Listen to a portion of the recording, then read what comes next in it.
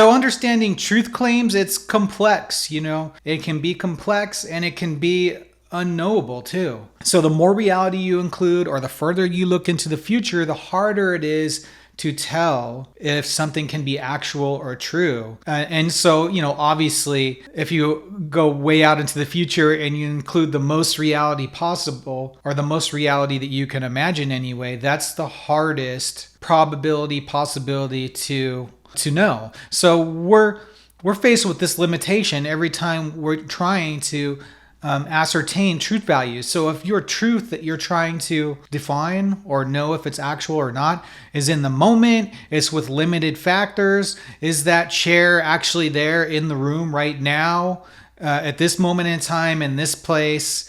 And the answer is yes, it's there. That's a fairly easy truth to get at, but that process of defining truth in the actual, it sets off how we try to define things in the future, and it just gets much larger and harder to calculate as you go out. That's when generalization becomes a good tool, you could start with a generalization that's far out in the future that encompasses a lot of reality, like 2 billion years from now, the sun is likely to still be shining in a way in which life can exist on the planet.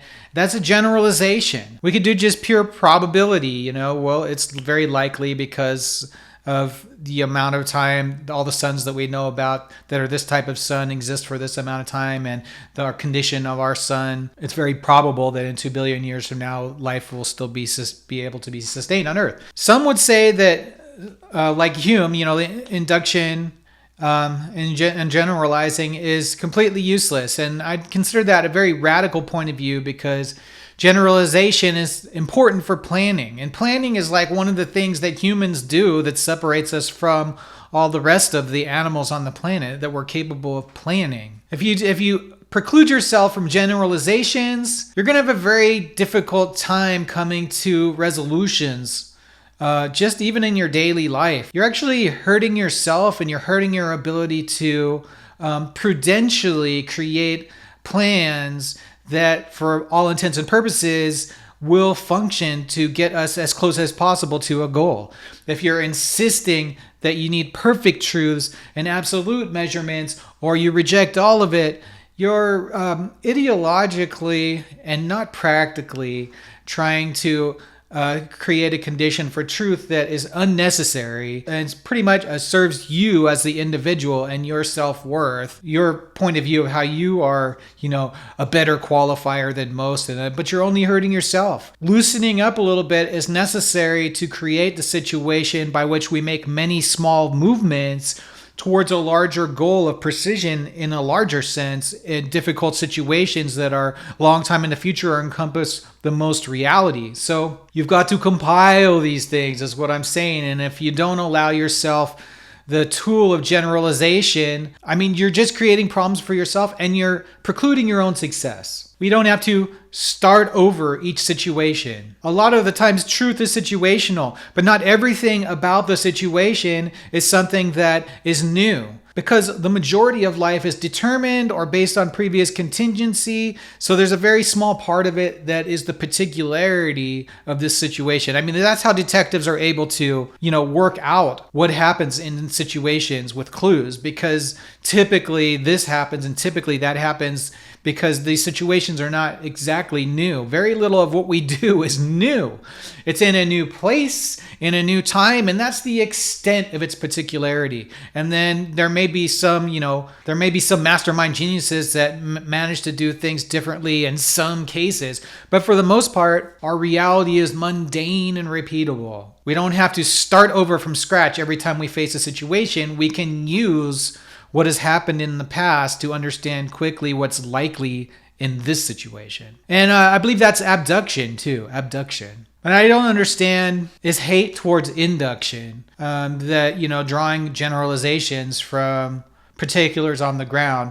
If you're careful and you leave no consideration out, this is a mode of thinking that absolutely can capture the deterministic nature of the universe. That nature being the heart of the mechanism that is the ongoing genesis of the conscious agent. This is an essence that continually creates and destroys life itself through rules, as well as the capturing of some amount of choice through an individual agent. So yeah, we're generalizing and we're looking at the details across everything we can observe, and part of that includes seeing the things that created us, the deterministic evolution of life that happened before human perception.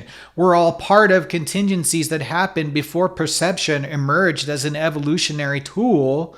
Then we focus back and people that don't pay close attention say that reality is somehow contingent on perception, which is totally crazy. They don't really think about the fact that your perception that you're reflecting back on reality with came from a deterministic order that you had no control over. It was there before you said, oh, look, it's there, okay? You need to understand that. You need to understand the majority of what we are is this deterministic order that has developed before, during, and will be after your perception and choice. Your choice, your little choice, is only a tiny part of the situation.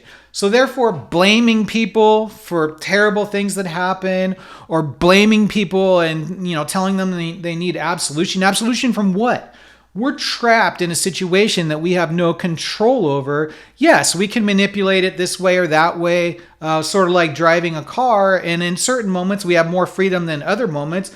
But for the most part, we're in a situation not created by us that we're forced to deal with. We're forced to manage ourselves out of a situation on our own. And what is the most complex management problem you can possibly think of? Or managing 8 billion autonomous agents it's kind of like a cage. It's a sphere. We're not going anywhere off the sphere. So it's kind of like being contained. We're in containment with 8 billion people and we have to manage. I mean, that's a complex management situation. So, and we're just kind of like monkeys, tribal monkeys doing this. I mean, this is the kind of thing that any objective party would look at as disastrous or doomed to disaster, likely to maybe possibly get better, but definitely looking at it with skepticism. So there's different types of sensory categories that are at the top level when we talk about knowing and understanding. First is a priori situations, concepts, systems, formulas, etc. that seem to persist before, during, and after experience. That's to say that any conscious agent in any other planet or universe with similar physics and a similar reality would come across these universal patterns also. They'll emerge again and again.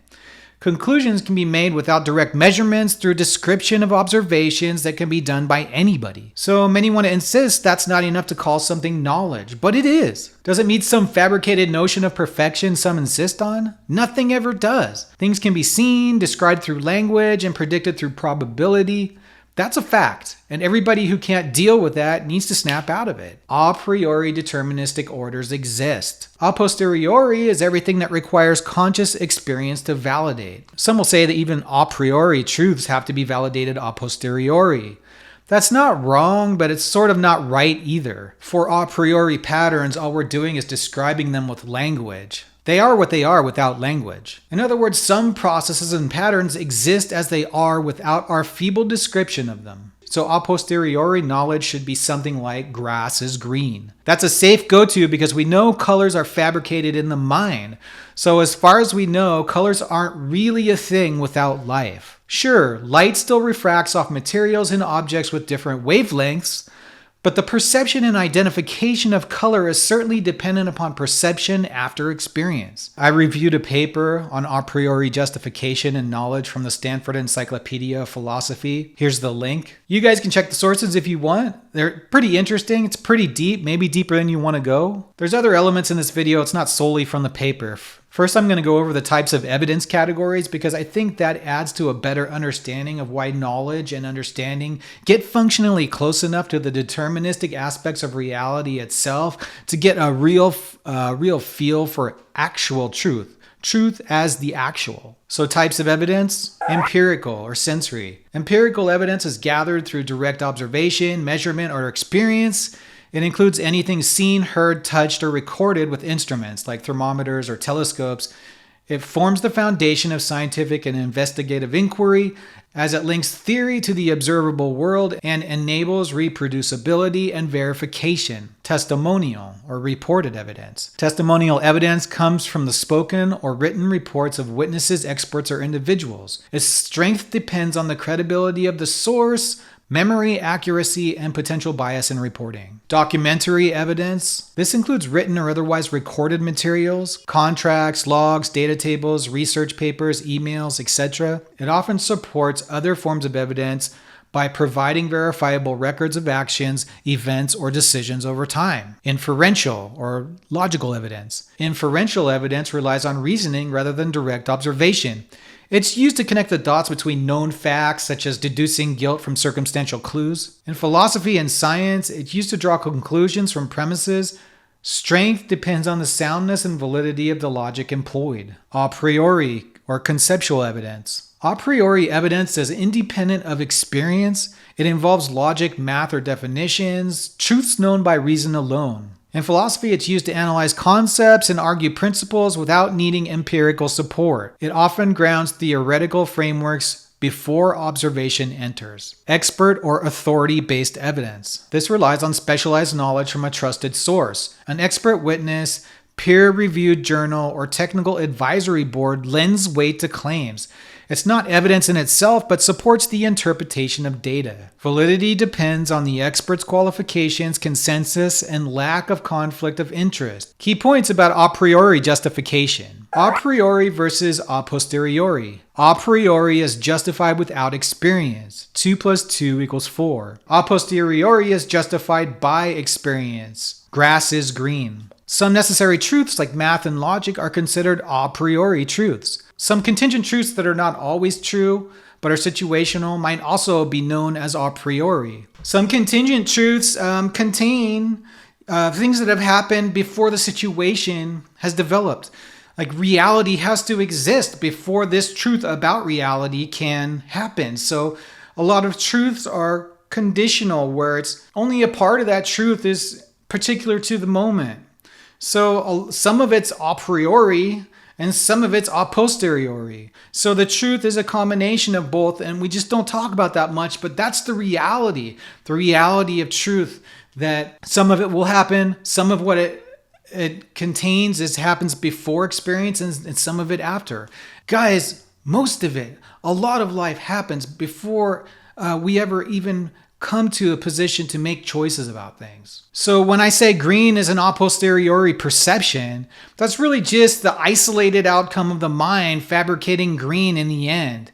You have to do a lot of conscious limiting to get to that situation of pure a posteriori subjectivity. It's interesting because green is an individual experience, similar to the notion that Thomas likes pizza. Everybody's perception of green is different to some degree. Yet since it's based on a certain wavelength of light, language successfully funnels us to a functional universal. It's a good thing too, because if you could jump into somebody else's body and perceive green from their senses, you'd probably see that it's close to the same way for everybody. People that insist upon the failing of the senses are indirectly rejecting the truth about how similar it likely is. They're rejecting that truth by choice. They're rejecting the physical past universals, fallibility and defeat. A priori justification can be wrong and overridden by evidence. Paradoxes reveal limits of purely conceptual reasoning. What is a priori justification? It's justification that doesn't depend on experience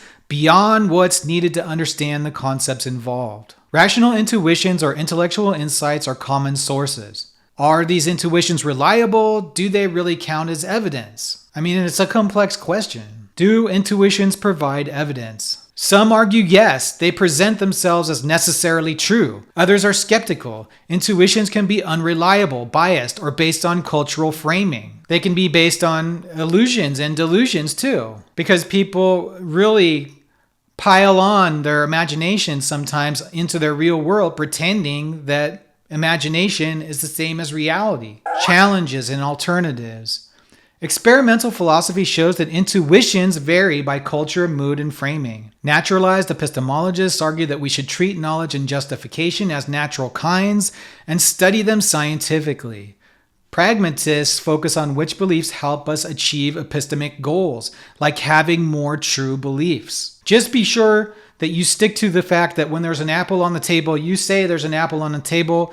You don't say there is no table, there is no apple, that's a pear. You don't do any of that because it doesn't matter. None of this stuff matters unless you stick to a situation where you can say and see the apple on the table and say there's an apple on the table. Correspondence theory of truth. When it comes to morality and a priori quote unquote knowledge, nothing is knowledge without perception. It just exists within itself. Morality is not going to exist without subjective perception, but that doesn't make it relative and it doesn't make it particular to the individual just because you're perceiving it. It has a universal deterministic existence that's worthy and determined. I mean, not only does it deserve your respect, you're completely insane for not respecting the deterministic reality, the objective reality that exists outside of human perception that has been around for billions of years. The human animal's been around for the way we know it, given the cutoff, maybe 250,000 years.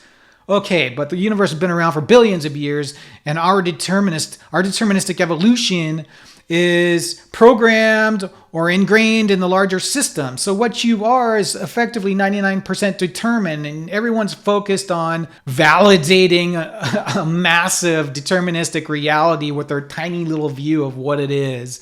It exists before you. You don't create its existence by perceiving it. But remember, things can be true even though they're not known. Just because we haven't proven something doesn't mean that we can't make a true statement about something. 2,500 years ago, they were saying atoms exist.